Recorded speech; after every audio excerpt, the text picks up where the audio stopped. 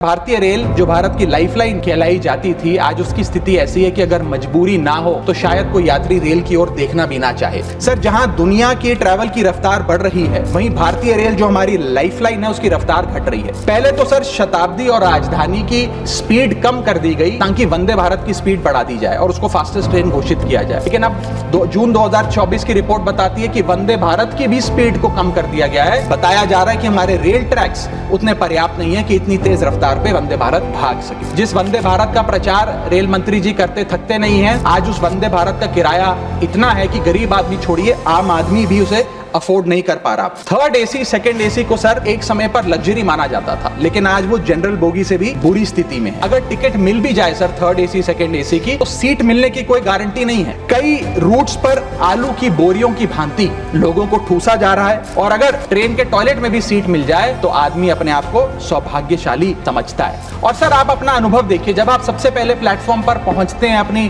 Train में चढ़ने के लिए, तो आपको चारों तरफ सिर्फ गंदगी ही गंदगी नजर आती है। और हालात यह है कि लोग मजबूर हैं प्लेटफॉर्म पर अखबार बिछाकर सोने के लिए। यहां तक कि सर आज जब इस ठंड के मौसम में एक यात्री एक लंबा सफर तय करता है ट्रेन में और सोचता है कि थोड़ा आराम कर लूं, कंबल चादर खोल के ओढ़ने का प्रयास करता है, तो उस कंबल चादर से इतनी बदबू आती है, इतनी दुर्गंध आती है। और उसके जवाब में रेल मंत्री और रेल मंत्रालय बताता है कि हम महीने में एक बार कंबल धोते हैं। सर, महाकुंभ को लेकर कई आयोजन बड़े बड़े किए गए और कहा गया कि भारतीय रेल बड़ी सक्रिय होकर महाकुंभ का आयोजन कर रही है। मैं बताना चाहूंगा कि प्रयागराज का रेलवे स्टेशन और आसपास के कई रेलवे स्टेशन को बंद करना पड़ा क्योंकि सरकार क्राउड मैनेजमेंट नहीं कर पाई। 2020 में सरकार ने बुजुर्गों को मिलने वाली रेल टिकट पर जो सब्सिडी थी वो बंद कर दी, जिसके चलते सरकार ने काफी ढोल बजाकर कहा कि वित्तीय वर्ष 22-23 में उन्होंने 2242 करोड़ पैसे 150 मिलियन सीनियर सिटीजन से वसूल किए हैं। अब बताइए सर, क्या हम अपने बड़े बुजुर्गों की हड्डियां निचोड़कर भी पैसा वसूलेंगे? सर, पहले सुरक्षित यात्रा की गारंटी हुआ करती थी, आज कोई गारंटी नहीं। रेल मंत्री कहते हैं हमने कवच सिस्टम नाम का एक नया सिस्टम लागू किया है जिससे अब रेल दुर्घटनाएं